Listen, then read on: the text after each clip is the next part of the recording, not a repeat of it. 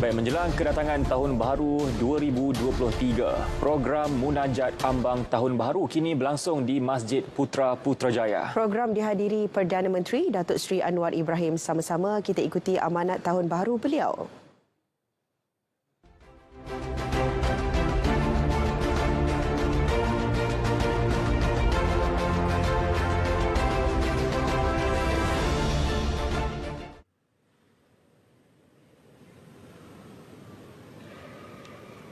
Assalamualaikum warahmatullahi wabarakatuh dan salam sejahtera.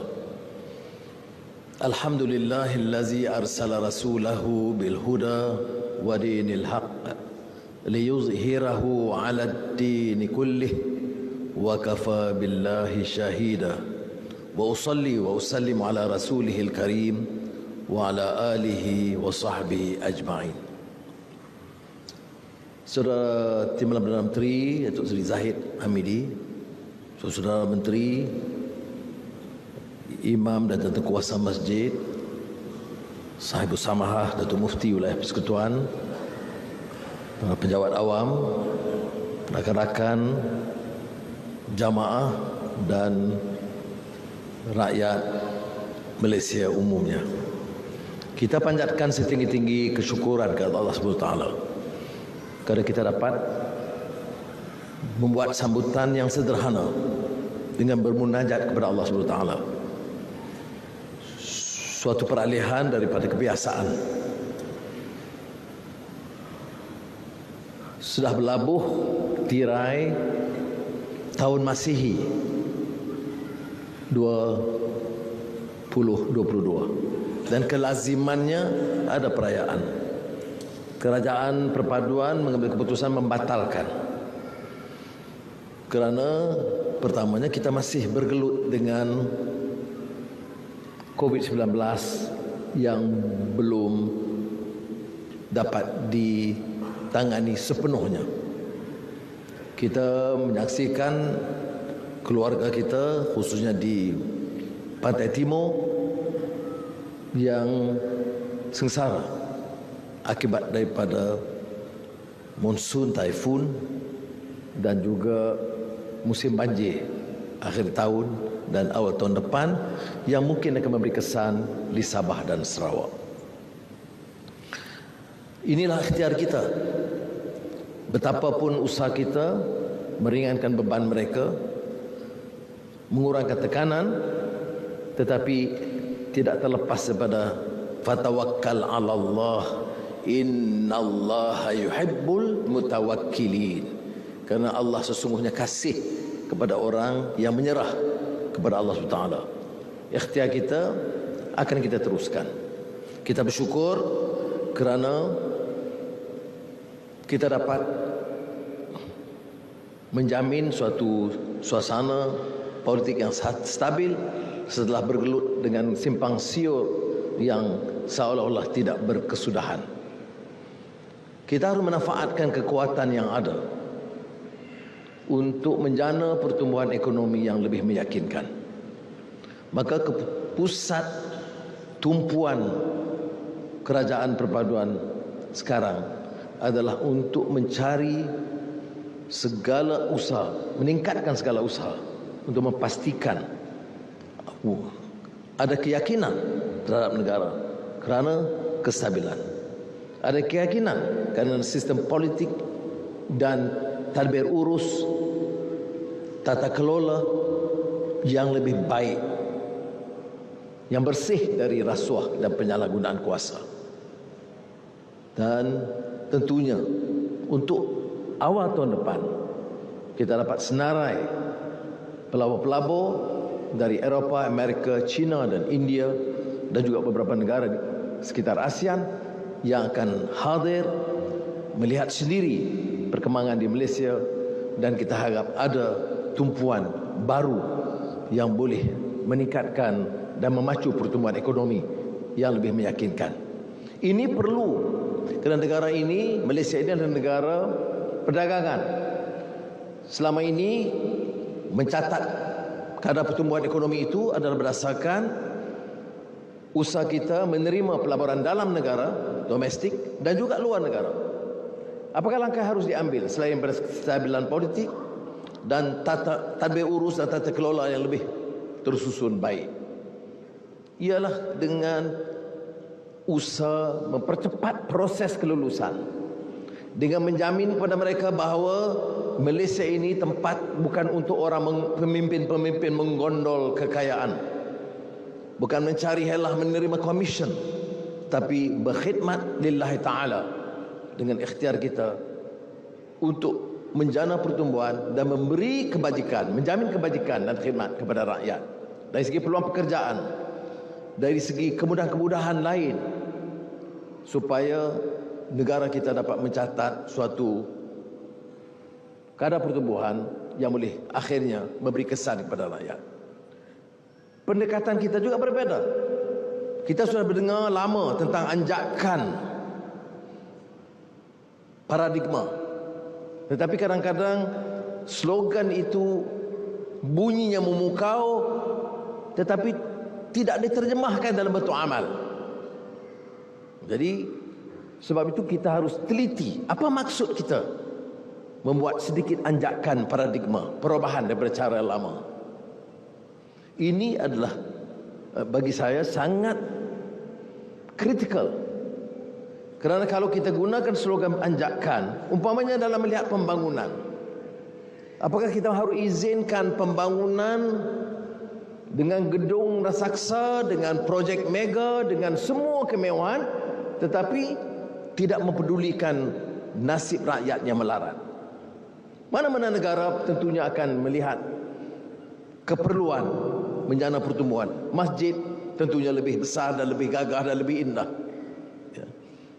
Tetapi tidak lari daripada asasnya. La masjidun ussisa 'alat taqwa. Maknanya fungsi asal itu tidak berubah. Begitu juga dalam pembangunan. Kita nak bangunkan negara dengan industri, dengan projek-projek, dengan landasan kereta api dan pelbagainya. Dan ini satu kemestian. Tetapi janganlah dalam keadaan yang sama seperti mana yang diungkapkan oleh Bapa Muhammad Natsir, jangan sambil membangun kita robohkan.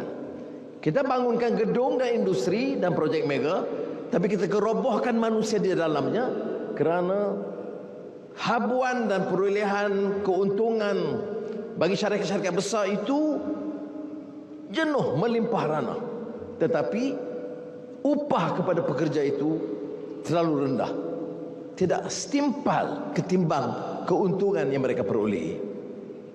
Kemudian isu yang juga dekat dengan fahaman kita, sikap kita, hidup beragama dan akhlak adalah memastikan bahawa peluang pekerjaan tidak semestinya merendahkan martabat manusia dan merosakkan nilai dan akhlak mereka. Dan masa itu kedua-duanya itu harus dilakukan secara serasi dan tidak dikesampingkan satu aspek. Dan ini perbedaannya.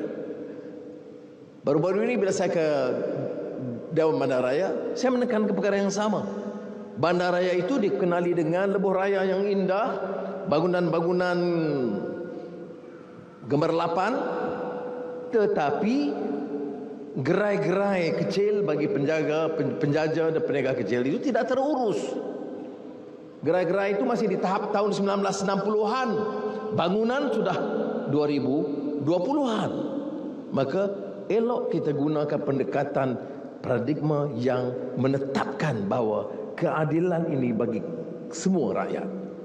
Kita akan terus dengan pembangunan, kalau perlu projek mega atau projek besar, tetapi jangan kita remeh dan abaikan nasib dan kedudukan golongan di peringkat bawah. Itu konsep pembangunan, ya, yang tertera juga dalam prinsip yang disebut dalam Al-Quran, wa nafsin wa ma sawwaha fa alhamaha fujuraha wa taqwaha qad aflaha man zakkaha wa qad khaba man dassaha. Ya, bahawa konsep pembangunan fizikal ini tidak boleh terlepas daripada nilai hidup, akhlak dan ketakwaan.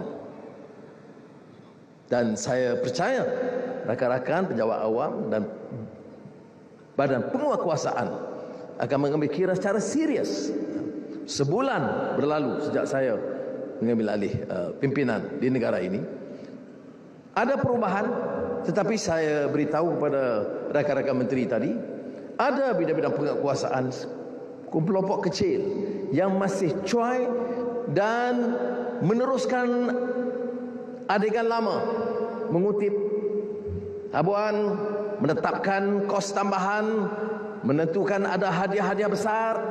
Saya mohon bicara di masjid pada malam ini, kerjasama sepenuhnya, kerana percayalah, saya tidak akan bertolak ansur dengan segala kecuaian yang telah merobohkan dan merusakkan negara kita selama ini.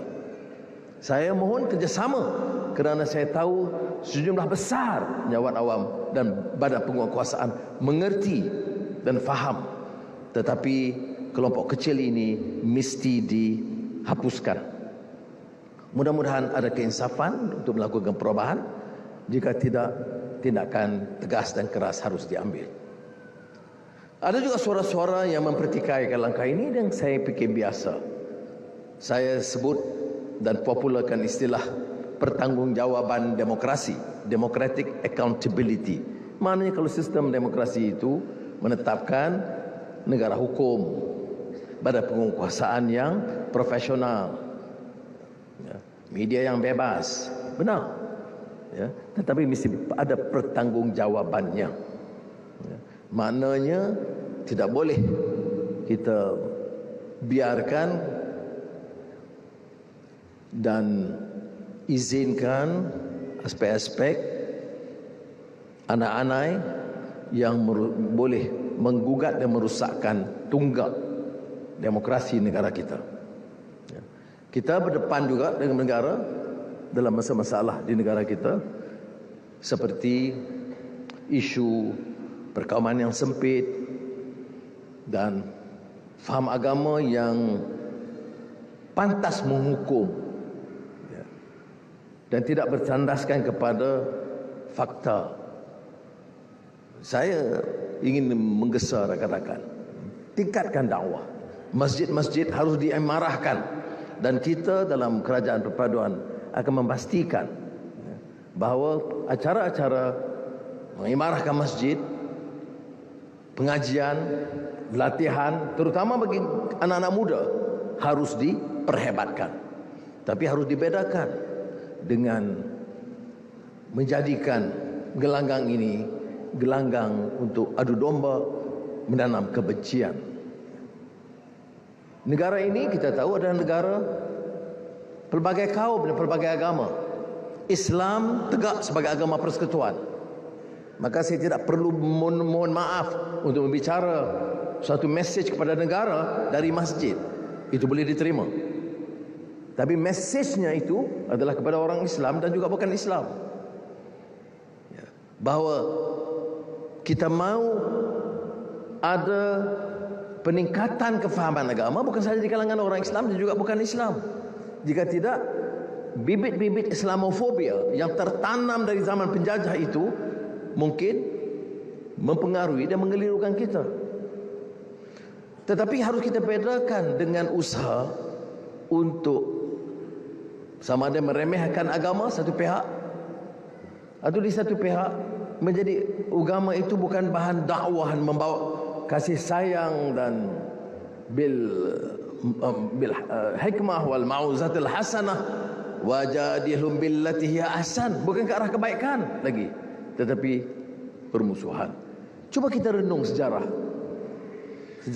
gemilang proses pengislaman di gugusan pulau-pulau Melayu ataupun tanah Melayu khususnya, atau Pulau Jawa. Kita lihat umpamanya apa yang pernah dilakar oleh tokoh-tokoh Islam dan ulama seperti Ibn Battuta yang melawat Perla dan melihat bagaimana proses pengislaman itu berlaku. Kesabaran, kebijaksanaan, hikmah, tidak menolak dan menghukum, tapi senantiasa mengajak, menunjukkan kekuatan agama Islam itu. kita lihat kisah 9 wali songo di Pulau Jawa. Bagaimana mereka dapat menawan penduduk-penduduk Jawa dengan pendekatan Islam. Kerana pada ketika itu yang menjadi raja-raja adalah raja-raja Hindu dan Buddha. Tetapi tawanan mereka dapat menggamit pertamanya, dan keduanya menawan dan memikat kerana pendekatan dakwah. Kita harus belajar daripada ulama-ulama Islam. Baru-baru ini saya perkenalkan umpamanya karya Syekh Daud Abdullah Fatani, seorang ulama besar Kepulauan Melayu, yang menulis tentang salat, Munyatul Musalli, tetapi menekankan soal keadilan dan menyebut di antara lain tanggungjawab negara Islam itu menawan, menjamin keadilan bagi orang Islam dan bukan Islam. Dan inilah harus menjadi mesej kita yang jelas. Apalagi bila masyarakat bukan Islam di negara kita ini adalah warga negara yang harus dipelihara, dipertahankan hak mereka, sama ada dalam ibadat atau bahasa dan budaya mereka. Dan ini jaminan yang harus diberikan tanpa merasa sedikit lemas. Tidak akan menghakis peranan Islam sebagai tunggal. Saudara-saudari, kita harus juga ingat bahawa salah suatu perkara yang pernah saya tumpukan dan mohon pada ketika itu JAKIM menyebarkan adalah warkah di antara warkah agung dalam sejarah tata kelola dan urus tadbir sejarah manusia, kemanusiaan. Warkah Sayyidina Ali bin Abi Talib radhiyallahu anhu kepada Malik Ashtar, yang saya harap akan diterbitkan dan disebarkan kepada semua penjawat awam, semua ahli politik dan juga di masjid dan di surau. Bagi kebijaksanaan, hikmah, ketegasan, kewarasan Sayyidina Ali bin Abi Talib radhiyallahu anhu tatkala memberi nasihat dan petunjuk kepada gubernur Mesir ketika itu Malik Ashtar, termasuk suatu gesaan tentang hubungan umat Islam dengan umat Islam dan Islam dengan bukan Islam. Kadang-kadang dia mengganggu kita kerana dengan begitu diterjah oleh beberapa kalangan untuk memutuskan hubungan. Di antara Islam sama Islam, jawab Sayyidina Ali bin Abi Talib radhiyallahu an, akhukum fid din, saudara kamu dalam agama, kerana innamal mu'minuna ikhwah. Itu jelas. Bagaimana kita dengan bukan Islam? Sayyidina Ali bin Abi Talib radhiyallahu an sebut akhukum fil insaniyah. Itu sebenarnya dalam soal humanity, kemanusiaan. Penegasan Islam itu luar biasa, unik. Tidak ada ideologi, tidak ada kefahaman sekuat dan sehebat yang ditekankan oleh Sayyidina Ali tentang maksud dan kehebatan Islam. Menerima prinsip kemanusiaan, menghargainya dan mempertahankan hak kemanusiaan. Apatah lagi kita di Malaysia ini. Jadi saudara yang hormati sekalian, saya harap kesempatan ini dapat kita manfaatkan untuk berbuat sesuatu yang lebih bermakna. Kita tidak mahu lihat umpamanya kepinjangan politik itu sesuatu yang berlarutan dan seolah-olah pimpinan politik dan kedudukan itu kesempatan untuk memunggah kekayaan. Saya singgung tadi serangan yang mengatakan seolah-olah kami dalam kerajaan ini terpalit dengan hal sedemikian. Saya nak sebut bahawa sikap kita jelas. Negara ini negara hukum. Badan penguasaan diberikan kuasa sepenuhnya memantau. Sebab itu budaya kesederhanaan, jangan ada pembaziran, memantau semua JLC dan perbelanjaan mereka. Itu kita akan teruskan.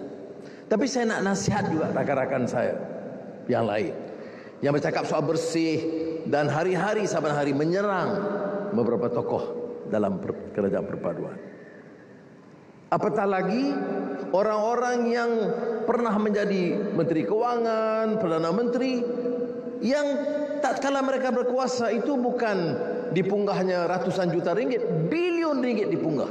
Jadi saya nasihatkan bahawa kerajaan ini akan pastikan sekurang-kurangnya sebahagian daripada dana yang dipunggah itu dipulangkan semula kepada rakyat. Ini bukan kecil jumlahnya. Ada yang mengatakan, Anwar, harus kita move on. Yang lalu biar berlalu. Saudara, kalau ada kesan pribadi kepada saya boleh maafkan. Malah saya telah maafkan. Tapi kalau berterusan, tentunya saya akan bertindakan. Tapi kesannya kepada rakyat dan harta rakyat, bukan ada kuasa seorang Perdana Menteri untuk melepaskan puluhan, ratusan atau bilion ringgit yang dipunggah tak kala mereka berkuasa. Maka badan penguasaan harus juga memikirkan bagaimana hela dan cara supaya jangan rakyat ini miskin tetapi terpukau dengan janji dan slogan kononnya bersih, padahal diselaput dengan ratusan juta kekayaan yang dipunggah kepada mereka. Saya sebut hal ini pada malam ini untuk mengingatkan bahawa tugas ini adalah tugas bersama. Ini bukan soal politik kepartian. Ini tugas umat dan rakyat Malaysia. Kalau mau kita jamin negara ini selamat dan terangkat martabat dan harakatnya, maka kita harus ada tekad yang jelas. Hentikan amalan ini, dan bila mana nyata fakta pemunggahan kekayaan begitu besar, maka rakyat harus bersama untuk memunggahkan ini, mengembalikan kepada rakyat. Rakyat biasa untuk mendapat upah RM40 satu hari, sebahagiannya sukar. Maka tidak mungkin kita boleh izinkan orang yang mengumpul RM4 juta satu hari dengan cara yang melanggar dasar hukum. Saya ingin tegaskan ini kerana saya tahu memerangi rasuah, menetapkan tata kelola yang baik, memusatkan perhatian kita kepada rakyat bawahan, itu bukan mudah. Saya sedar. Saya juga bukan lama, bukan baru dalam politik. Tapi saya terima kasih dan bersyukur kerana saya ada pasukan dalam kerajaan yang bertekad untuk melakukan perubahan ini. Dan saya ingin mengajak saudara rakyat, seusainya pilihan raya, kita harus memperkuatkan semangat perpaduan kita dengan satu cita-cita. Kerana selalunya orang bicara soal bersatu, tapi bersatu itu mestilah untuk tujuan yang murni. Ya. Dia wa'tasimu bihablillah jami'an wa la tafarraqu. Dia matlamatnya itu mestilah untuk mendapat berkat dan menjalankan tanggungjawab kita sebagai seorang manusia dan hamba kepada Allah SWT. Mudah-mudahan tahun Masihi 2023 ini akan menyaksikan suatu perubahan yang baik, walaupun saya tidak boleh nafikan kegetiran baik dari segi kesihatan dan juga ekonomi akan terus menggugat kestabilan ekonomi terutamanya. Tetapi saya yakin insya-Allah sekiranya kita ada sikap yang positif, membawa perubahan, pimpinan politiknya, pejabat awamnya, badan penguatkuasaannya dan rakyat umumnya dengan suatu matlamat untuk menegakkan satu sistem yang lebih adil kepada semua rakyat negara kita dan menuju ke arah baldatun thayyibatun wa rabbun ghafur. Wassalamualaikum warahmatullahi wabarakatuh.